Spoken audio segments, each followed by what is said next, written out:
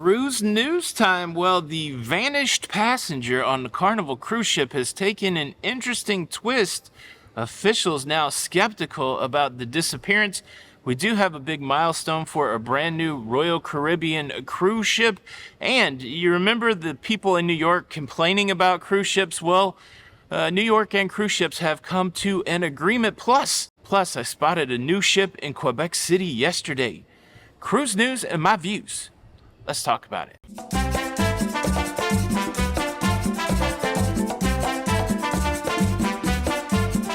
Hey, what's up, everybody? Welcome to La Lido Loca. I am your host, Tony, here with the latest cruise news and views for your face. And I'm coming to you, recorded from the airport in Quebec. It's 9:45 a.m. I can't even check in, to get through security until 10:30. So I thought I would hit you with some cruise news. Here's a little look at the airport. Pretty cool airport.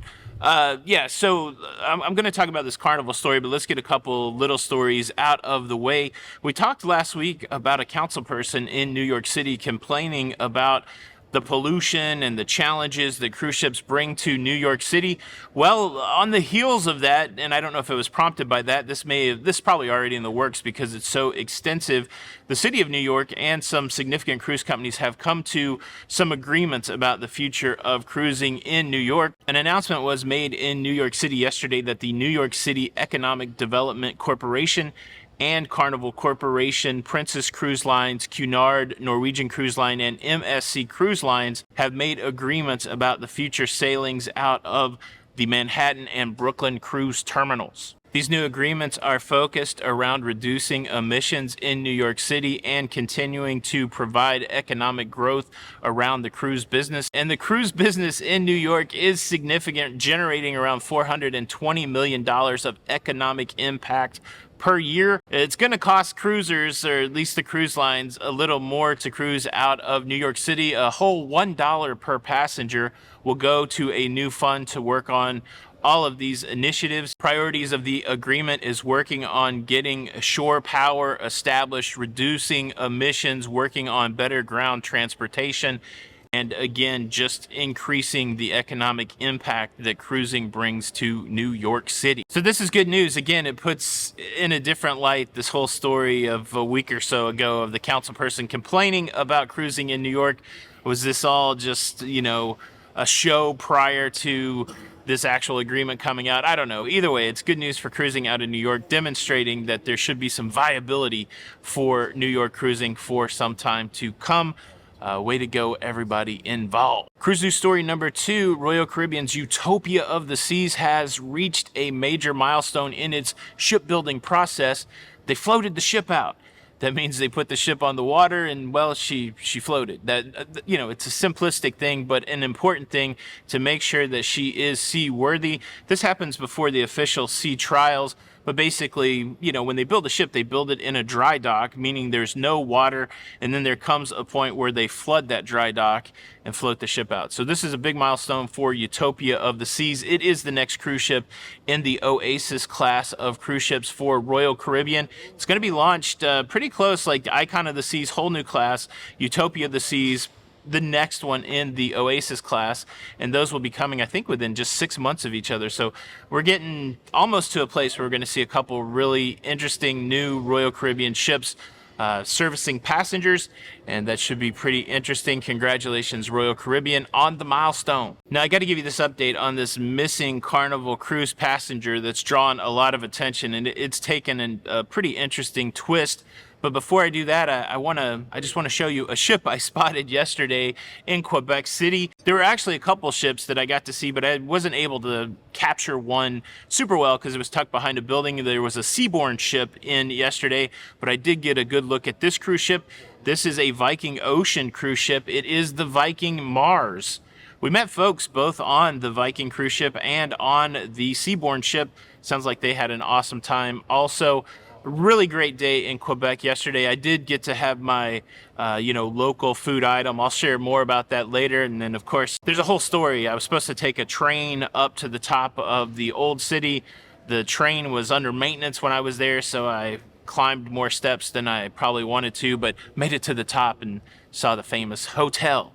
I think it's Chateau de Frontenac. I don't know. I'm probably mispronouncing that, but a wonderful day in Quebec City. More to share about that.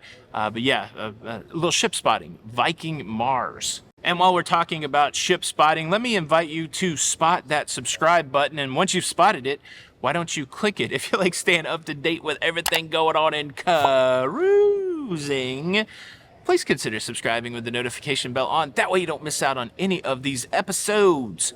Merci beaucoup. I mean, I am in Quebec.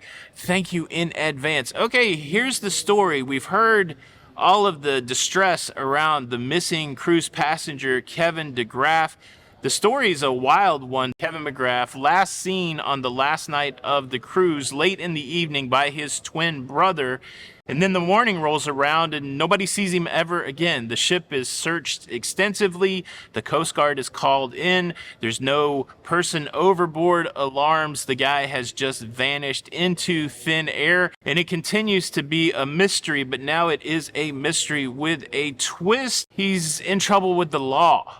He's in trouble with the law. He was sentenced to 6 years probation for an incident last year where he made threats against his wife and children. He had to get special permission to leave Tennessee. That was in Tennessee. Had to get special permission to move from Tennessee to Florida, where he was living with his parents. And he went on this cruise without notifying his probation officer. And now the probation officer seems skeptical about the whole vanishing. He did not have permission to go on this cruise. Of course, he has not reported to his probation officer since he has gone missing. He owes money in probation fees. And I think the prevalent speculation is that he went overboard and it just wasn't detected. But now with this new information, certain law enforcement officials are a little skeptical about this idea that he went overboard. Regardless of what the scenario is, we have no idea what happened to this gentleman. And this is I guess this colors the story just a little more. I'm assuming that some are thinking that maybe he was able to make a great escape to get away from his law troubles, but it could be the simplest answer, that he possibly went overboard and was undetected. I don't know if we will know, but that is the latest twist. I know that the family members are still out there pleading for people for more information. And maybe more information will be forthcoming. All right, I'm going to board this plane in a little bit. Next stop, Newark, New Jersey, Newark to Tampa. And well, tomorrow I'll be back reunited. It will feel so good. Reunited with my lovely bride, Jenny B. And well, I will bid you adieu. Au revoir. See you on the Lido. Bye. Cruise news, cruise news, cruise news, it's over.